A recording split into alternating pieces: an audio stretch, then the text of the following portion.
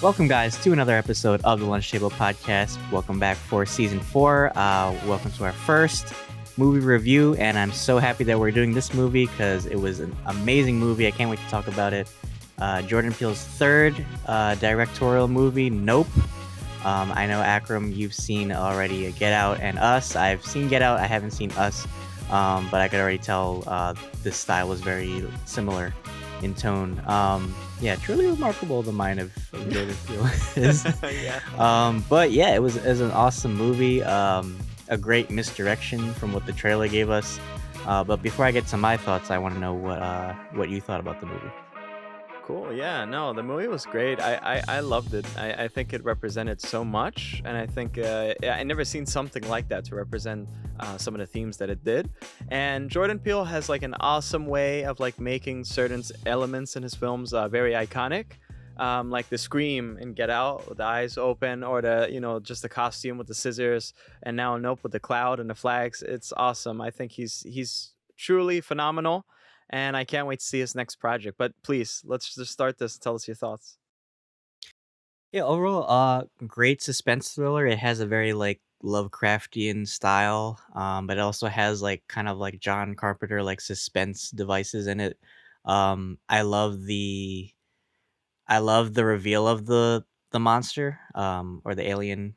Um, it certainly like redefines the genre a bit, from what we're used to, and I think it works so well, because I think we're so used to a certain like narrative of UFOs and aliens and our preconceived like concept of that, but I think Peel does a good job of redefining that. As for the characters, yeah, I love Daniel Kaluuya in this movie. I felt like he was underacting, just because like I know he has so much range. I felt that with Get Out, but for this movie, he felt almost kind of like dry. Keke Palmer was cool too. Actually, I felt like she was overacting sometimes. But yeah, I liked her character as well, and the character of Angel too. He was pretty funny too. But what characters stood out to you in this film? Well, yeah, I love Daniel. I think that he's a phenomenal actor as well as Kiki. I think that the point of him being like underacting is like to show the clear contrast between brother and sister and how much differences they have, and then they could kind of come together at the end. And I find that really compelling. I think here he's very naturalistic. That's what I call it. Like in Get Out, he was underacting too, but he felt like very natural. It was like odd to see that, but it makes the experience more realistic. And Keke Palmer, one of our favorite films is Aquila and the Bee. We watch that religiously, don't we, Dylan? So It's one of my it's favorite it's movies. I'm wonderful to surprised we see haven't her. done a review on it. Right, I know. Stephen Yeun here as well. He's awesome. I don't really Oh see yeah. much of him around. I feel like he Michael looks younger Wincott, now than he did before. does he? Yeah, and like in person, he looks like. I think he did the same thing I did and shaved his head, and then now he's grown his hair Right. back, so he looks a little older. Michael Wincott, man, I never seen that guy like in many things, but I love his voice. Like I want to see more like narration of him. Yeah, the whole cast was phenomenal. What were your takes like from the beginning of the movie and stuff? Like, what did you think the aliens like were going to be? Well, it's weird. Like, I didn't know what to expect coming into this movie. Kind of had I was kind of like open minded coming into this movie because I know like Peel tends to like throw twists with his projects a lot. And he's so good. It's so like awesome to see him transform his style from like comedy to horror, and I think he does that really well. He does that with the Twilight Zone too. Um, but yeah, I think the beginning of this movie really set the tone. It was a little confusing for me at times with the whole Gordy storyline. Um, but I'll talk more on like what I thought that interpretation was too. Um, but from beginning to end, it was very suspenseful. I love how they set up the. I love the introduction of the monster. Like when it shows up, it's like almost kind of like watching like Jaws. It's like a shark like in the sky. It's like, and it comes out like when it comes out, there's quiet, right? Like the all the electricity like goes out. There's like very quiet moments, so you can tell it's like very suspenseful. I love like I like when music. I love when movies don't depend on music so much to set up. Like there's certain movies, obviously like Halloween, where that works. But I think certain movies when there's actually like silence, it actually adds more to the tension and the suspense of the killer or the monster, right? Um, but yeah, it was very terrifying. And yeah, Stephen Yeun, I think also like his backstory too. I think that added a lot to the story. Um, but yeah, what were your initial thoughts of like seeing the UFO and like the reveal? Because it is a very strange creature. But I love how they set it up. Yeah, I don't know if we're going into spoiler territories yet if you want to or whatever, but the creature was super cool. Really original. Reminded me kind of 10 Cloverfield Lane a little. I love just the cinematography and the lighting alone and night scenes. I like the pacing of like the horror elements. There was so much tension, but it was so funny too. Like a lot of moments was like so funny. And Jordan Peele, he's like a really funny guy in general. So I feel like he has a really vivid imagination of like comedy and dark moments. And I think that's great. As for the creature, what freaked me out too was the cloud aspect. Like it's like you said, like you're like imagine there's a great white shark and you're on a boat and you know it's there and you're kind of looking at it like swimming around. It's really terrifying. What happens if you go to its level? And just the screaming alone too, because there was like sometimes like it'll hover and like you hear screaming. It's so weird, man. I never seen anything like that. I think it'll remain iconic for years to come. I think a great director gives you a picture, and like it'll always remain iconic for a long time.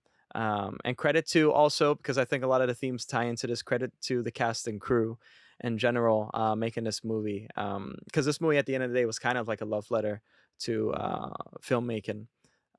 So yeah. How would you, since you've seen the previous two Peel films, how would you rate this, or how would you rank them? Man, I so this currently sits at 82% on Rotten Tomatoes, the lowest out of the three that or out of the two that he directed. I honestly would give it a 10 out of 10 because I got it and I enjoyed it a lot and I think it was so visually stunning. I think I would if I were to rank it, I probably will put Nope 1, Get Out 2 and Us 3.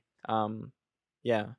How about you? Like out of Get Out and Nope. Well, I think they're different in style. Nope definitely feels like more cinematic and more, I guess, like Yeah. flair.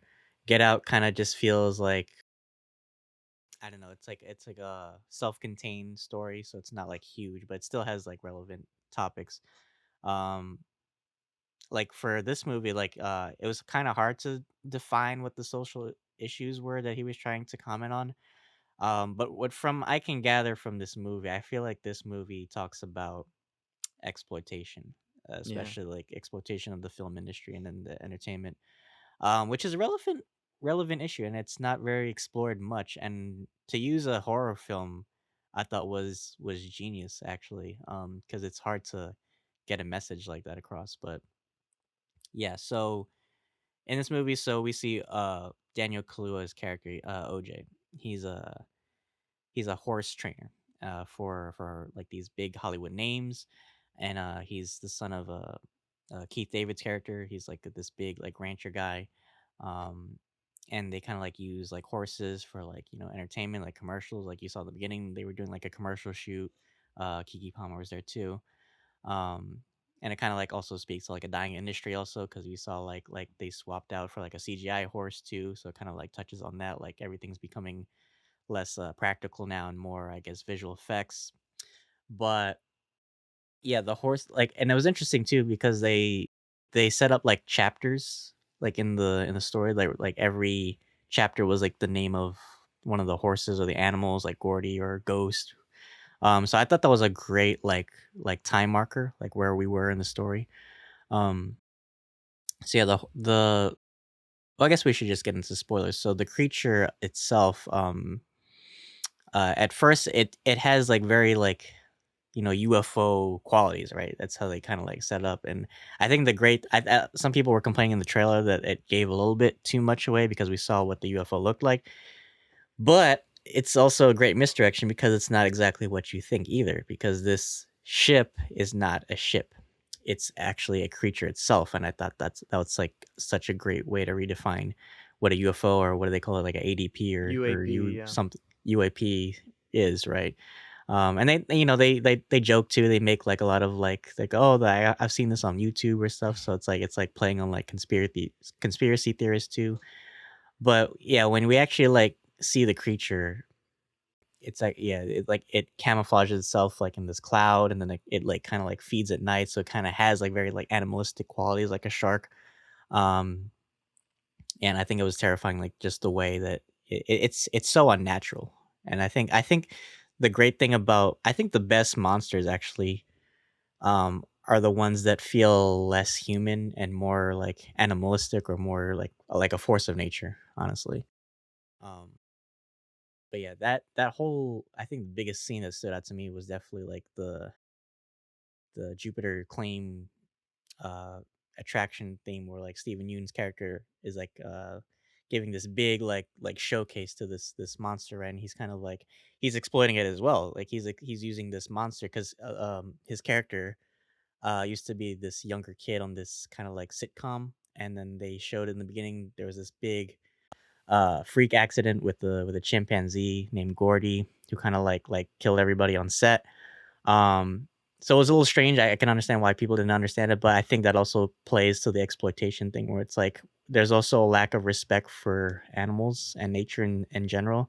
And I think we tend to exploit animals without really like properly like handling them or respecting them in that way. But yeah, tell me what did you think about like what the bigger themes were for this movie? But yeah,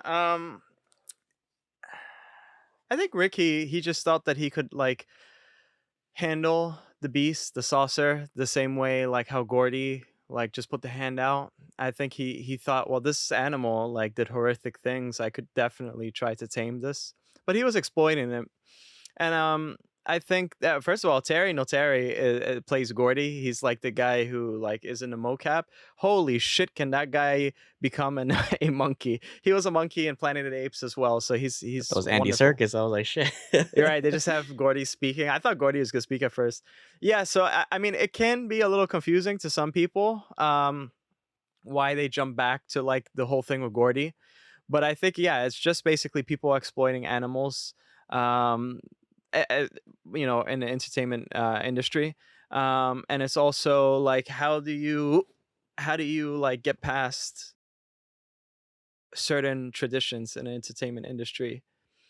It always harkens back to like just exploiting everything.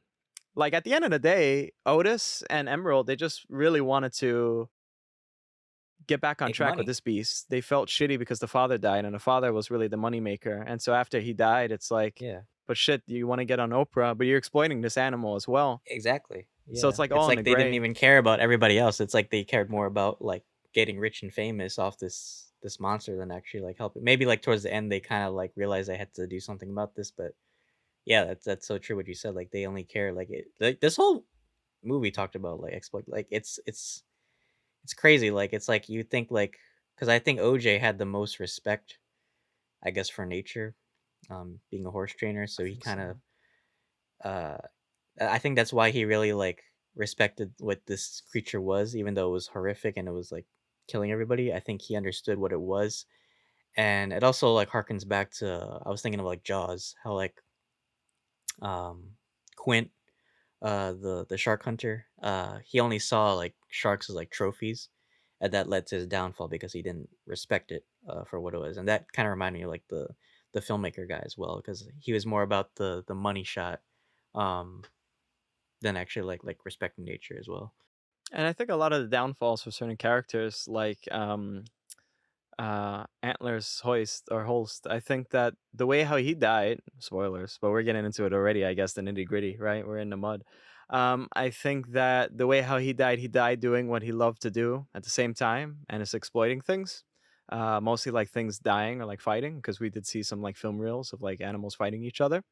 And I think Otis or OJ, yeah, it's like you said, he had a great respect for it. I think he even called it Jean Jacket, like the horse that got away earlier on. So he called the UAP, I guess, Jean Jacket.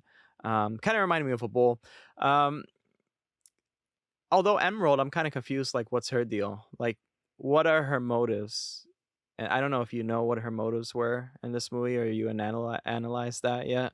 I know Otis, but Emerald, I feel like Well, actually, she kind of had a glow up too, like during this whole thing, because she was like that character that really wanted to exploit stuff, and then later on, she became this warrior at the end, and did something for the greater good of everybody. They were willing to sacrifice themselves, you know.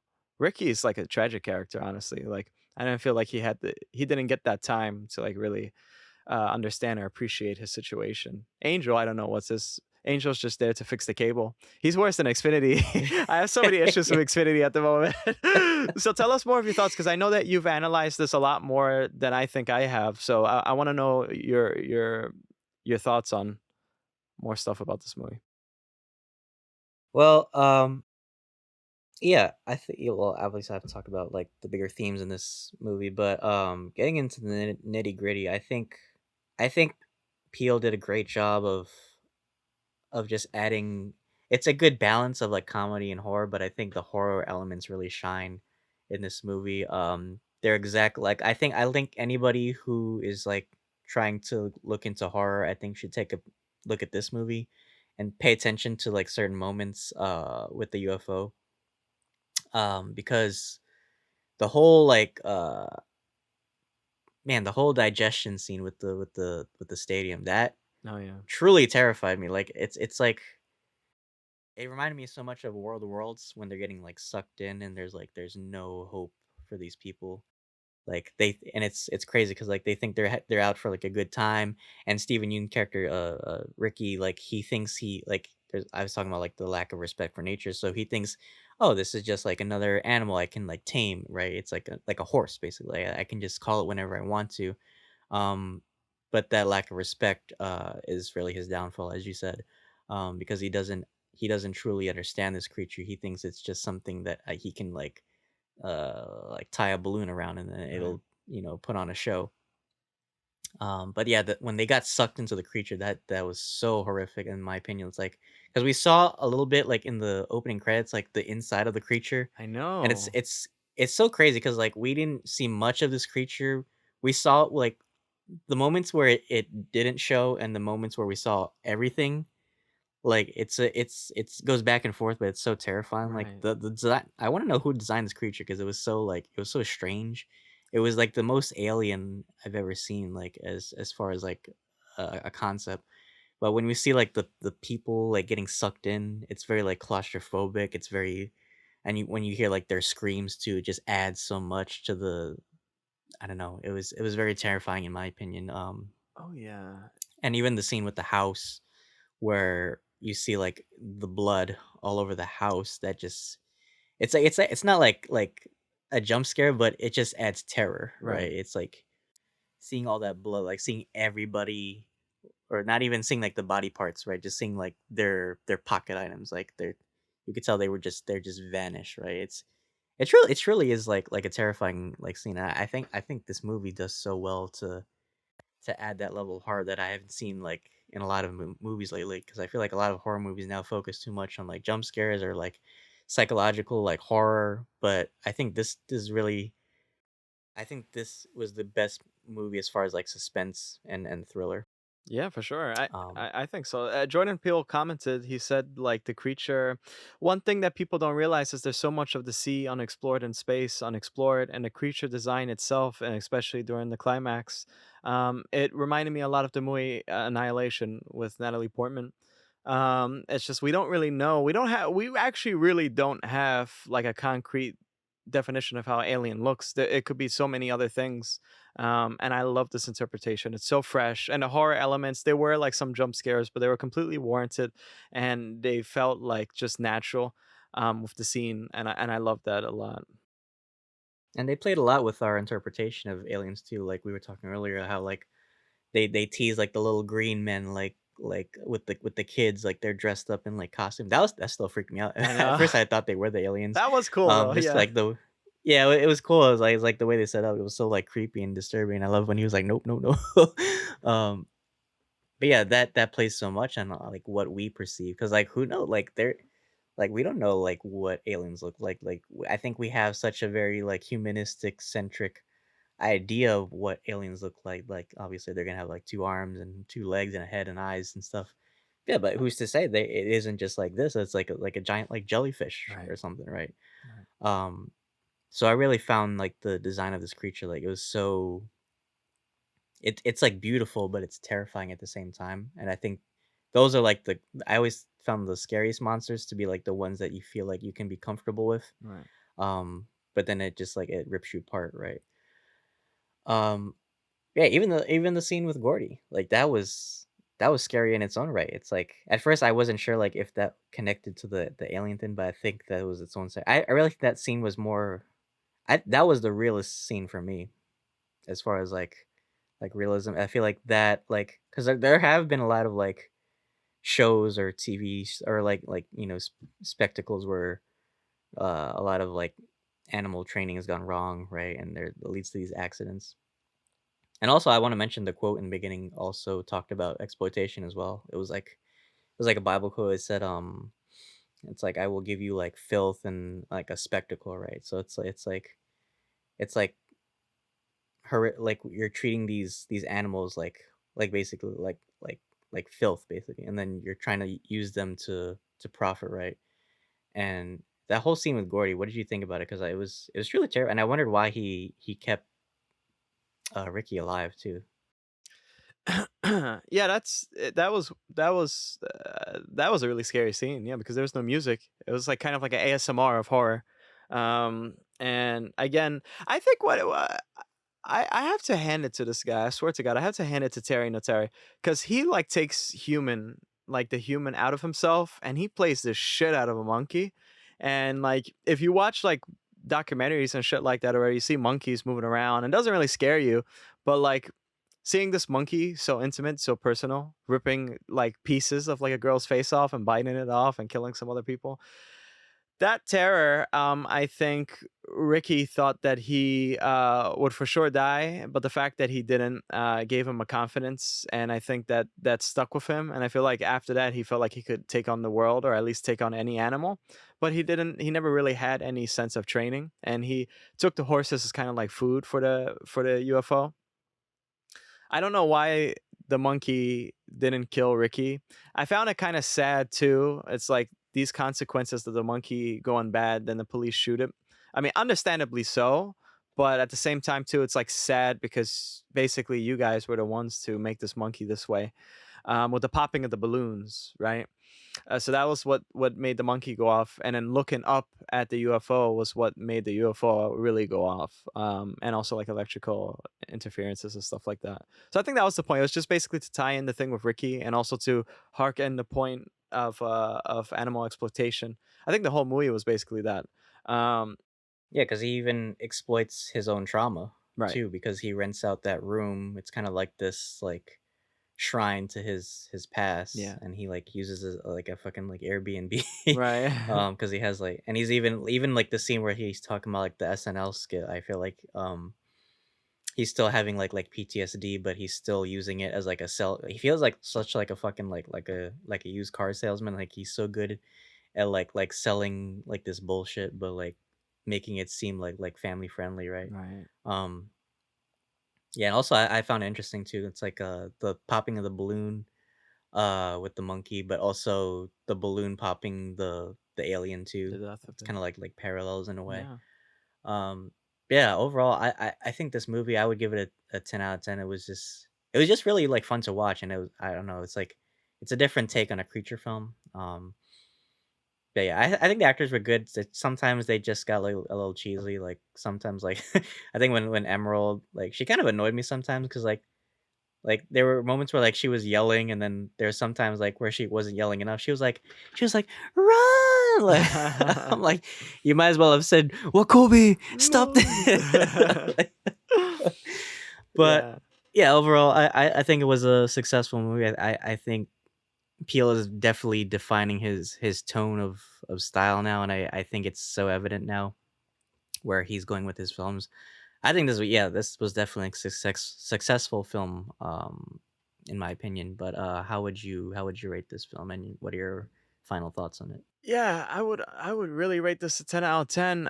There were only like a handful of moments, less than a handful of moments where like I felt it lingered a little bit too long, where it wasn't like exactly horror, it's just lingering. Like, but I feel like that's like a Jordan Peele type of thing. Like Us had a lot of those moments.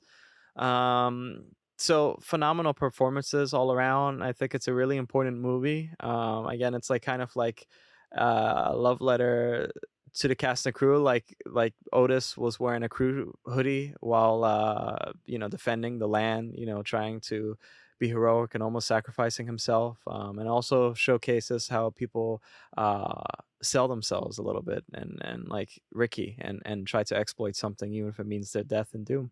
I hope to God that Jordan actually makes like the next movie. I have a feeling he's either gonna make a zombie movie or a ghost movie or like one of those demon type of movies. I could see that happening. Like I think that'll lend for like a lot of hilarious moments for certain characters.